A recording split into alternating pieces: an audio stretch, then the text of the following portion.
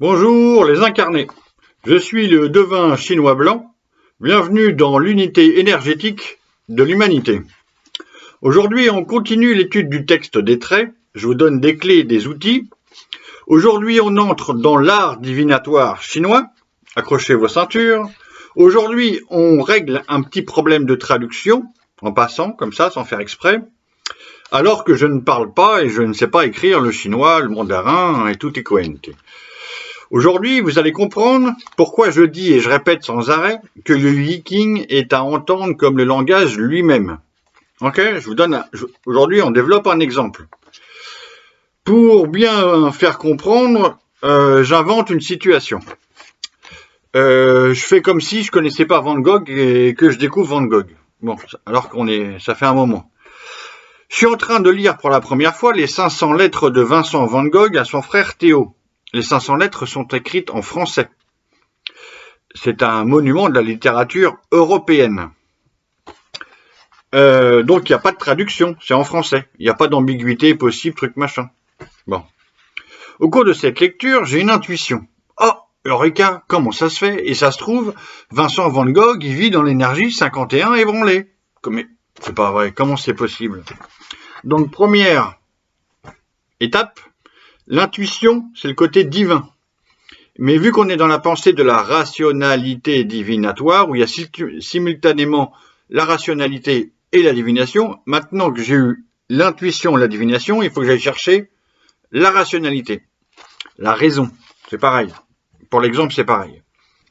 Alors, qu'est-ce que je fais? Je prends mes deux traductions, la jaune de Richard Willem, la rouge française de Javert-Fort. Je les ouvre toutes les deux à l'hexagramme 51 ébranlé ou l'ébranlement. Et à droite, j'ouvre les 500 lettres de Vincent à Théo. Et je vais essayer d'établir des points de contact entre les deux textes. 3 textes, mais en fait, c'est que 2 textes. Ok? Donc, c'est à force d'établir des résonances avec et AI, les deux, des points de contact, des connexions, je vais reconstituer un pulse au fur et à mesure. Ok? C'est ça l'objectif. Et après, je pourrais faire même une biographie complète quand j'aurai tout le pulse. Voilà. Établir du sens, développer du sens, retrouver du sens, dévoiler du sens. En fait, après l'intuition qui survient comme un eureka, une surprise joyeuse et inattendue, c'est le côté divin à 100%. Je dois rationaliser cette intuition pour la valider avec la raison. C'est pourquoi je cherche à établir un maximum de points de concordance entre ce qui est dit dans l'énergie 51 et le document de Vincent. Ok. C'est ainsi que je me mets à lire les 2 ou 3 livres en même temps, pour voir à gauche, à droite, comment ça se passe. Alors, je sais que Vincent est entré dans l'énergie de son destin pendant l'adolescence, comme 95% des personnes. Et que pour lui, ça a été une réunion de famille très patriarcale. Les protestants de Hollande, des Pays-Bas, se réunissent, son père, ses oncles, etc., et décident de son métier. Et il n'y avait que 3 métiers depuis plusieurs générations, genre 5 prénoms pour tout le monde. Et il y a une décision radicale, hop, tu passes de l'enfance insouciante à la responsabilité adulte, où c'est même pas toi qui décides. Bon, c'est comme ça que ça se passe pour Vincent, il y a un choc, ok? Et ce choc produit son entrée dans le destin. Des fois, c'est moins violent que ça, mais là, pour lui, c'est vraiment un coup de tonnerre dès le départ, ok? C'est pas ça que je développe, on développera ça si je vous fais la bio de Vincent, mais c'est pas le sujet du jour. Donc, je retourne au texte des traits. Grâce à cette anecdote de la vie de Vincent, réelle, j'arrive à percevoir le point d'entrée où commence le premier trait. Ok, donc ça va me permettre d'étalonner les 6 périodes de sa vie jusqu'à son décès. Ok. Je peux même établir entre l'entrée de l'adolescence et le décès, je compte les années, je divise par 6 et comme ça j'ai une variable constante, une moyenne, qui peut fluctuer mais une moyenne. Ça peut m'aider. Enfin, moi ça m'aide toujours un petit peu. Alors, de lettre en lettre, les années passent et les 6 traits de l'étude se transforment en 6 périodes de vie vécues. Ok? Donc je suis en train de constituer au fur et à mesure que je lis les lettres. J'arrive à suivre à gauche les autres sur le texte des traits. Et donc, premier trait, il se passe ça correspond à telle lettre. Deuxième période, c'est deuxième trait, ce sont de nouvelles années. Troisième trait, encore, on avance avec Vincent dans ses lettres et dans son énergie qu'il a vécue. Ok ? Donc, à présent, j'ai établi suffisamment de points de contact, points de concordance, résonance, entre les deux traductions et les lettres de Vincent. Donc, à un moment, je considère que je peux plus me tromper, j'ai bien établi, j'ai rationalisé que Vincent vit bien dans cette énergie. Il n'y a plus d'ambiguïté possible. Donc, je passe de mon hypothèse à une validation. J'ai confirmé mon intuition. C'est ça la phrase clé. J'ai confirmé mon intuition. Paf. Bon. Donc, ce n'est plus une hypothèse, j'ai confirmé mon intuition. Je continue cette lecture avec les traductions d'un côté et les lettres de l'autre. Pour le quatrième trait, c'est un yang, le yang de l'ébranlement à la quatrième place. La traduction de Willem dit « l'ébranlement s'enlise ». D'accord ? Pour le quatrième trait de l'énergie 51 ébranlée, la traduction rouge de Javarifor dit « l'ébranlement avance dans la vase ». Et les traducteurs Javarifor sont intègres et ils ajoutent qu'ils sont pas très sûrs ils font comprendre qu'ils sont pas très sûrs, ils disent, ouvrez les guillemets, la vase rend mal les connotations de fertilité de l'idéogramme. C'est-à-dire qu'ils ont du mal à traduire toutes les notions qu'il y a dans le mot chinois, dans l'idéogramme chinois. Ok. Donc c'est intègre, ils n'ont pas réussi à traduire tout ce qui semblait le plus juste pour eux.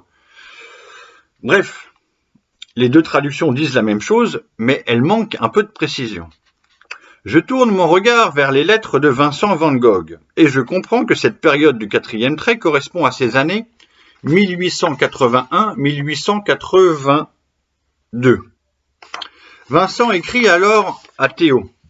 Le 18 novembre 1881, il est à Eten, aux Pays-Bas, ou peut-être en Belgique, je ne sais plus Eten.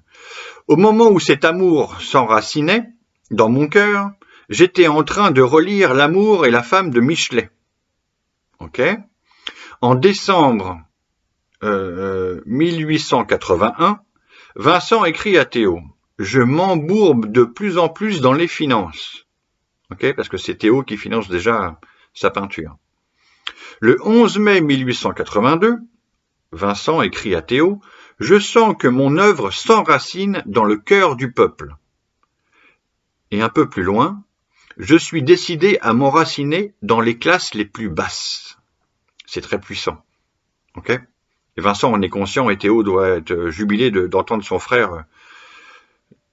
Bon, et dans quelques années, donc là on est en 82 et on sait qu'en 1885, Vincent va peindre son premier chef-d'œuvre, Les Mangeurs de patates, une toile très sombre mais qui parle bien de son enracinement dans les couches les plus basses du peuple. Ok ? Donc il a ce courage-là, Vincent. Le 6 juillet 1882, ce n'est pas un atelier Vincent écrit à Théo, ce n'est pas un atelier mystérieux ni mystique, car il est enraciné dans le cœur de la vie. C'est un atelier où il y a un berceau et une chaise d'enfant. Il vit avec une prostituée dont il est tombé amoureux. Un atelier où il n'y a point de stagnation, mais où tout pousse, incite et stimule au travail. Bon, fermez les guillemets. Donc là, on a la bonne traduction du quatrième trait. Je ne sais pas écrire le chinois, je ne sais pas le lire, mais grâce au Yiking, je comprends que la bonne traduction de ce quatrième trait est l'ébranlement sans racine, ou l'ébranlé sans racine, suivant comment vous voulez. Donc merci Vincent de nous avoir aidé à traduire la bonne phrase du Yiking. Merci. La bonne sentence. On va y revenir. Donc j'ai eu une intuition, je l'ai confirmée grâce à Vincent. J'ai constaté que les mêmes mots sont dans la traduction et dans le document de la personne. Ah, comment c'est possible ça? Ben oui, le Yiking, j'arrête pas de le dire, est un livre vivant. Et en plus vous verrez que dans l'hypnose, si je dis qu'il est vivant en moi, c'est vrai, il est aussi vivant en moi. Mais il est surtout vivant à l'extérieur de moi, pour tout un chacun. L'univers est vivant et c'est tous nos ADN qui sont dans le Yiking. Je vais redévelopper petit à petit. Ici, je dois dire que quand ça m'arrive, d'établir une grande un texte comme ça.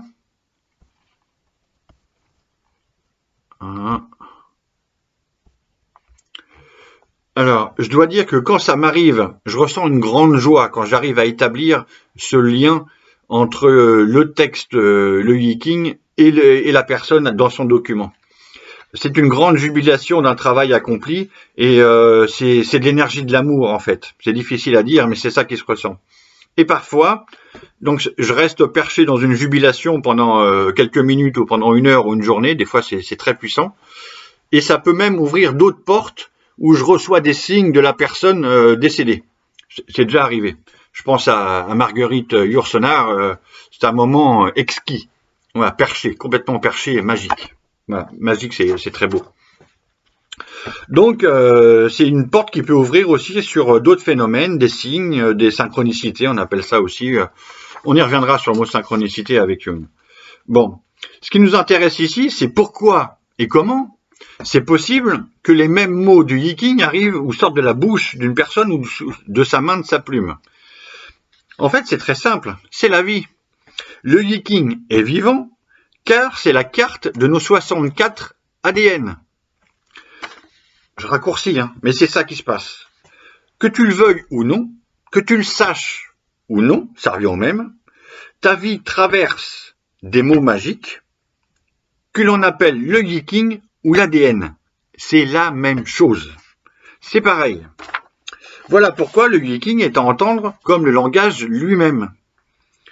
Je pourrais, si j'extrapolais un tout petit peu, je pourrais dire que les scientifiques qui travaillent sur l'ADN travaillent sur le yiking, et inversement. C'est la même chose.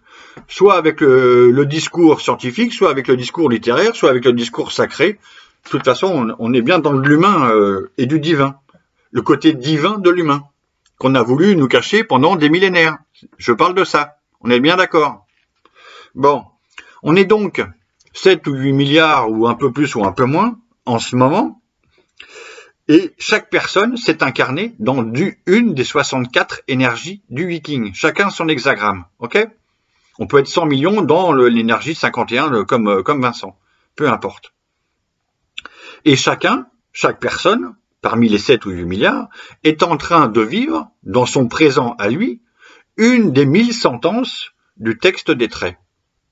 Donc le texte des traits est bien vivant. Et les 1000 sentences sont bien vivantes, on est d'accord. C'est de l'invisible, mais c'est là en nous, ça nous traverse et on les traverse. C'est les deux à la fois. Voilà ce que c'est le texte des traits, rien que ça. Donc là, on est quand même entré un petit peu dans la magie jaune.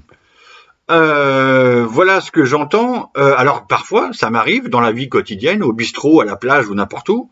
J'entends sortir d'une bouche d'une personne que je connais ou que je ne connais pas, l'une des 1000 sentences que j'ai déjà eues à l'oreille. Et je me dis, tiens, bah ça se trouve, cette personne vit telle sentence dans telle énergie en ce moment. Voilà ce qui arrive aux poètes et aux devins chinois blancs. Bon, voilà pour aujourd'hui. Merci les incarnés. Et dans une prochaine vidéo, bientôt, si c'est pas demain, c'est bientôt, ça peut pas être demain, on va trouver une autre étude du texte des traits qui va nous conduire peu à peu aux biographies. Voilà. Ciao.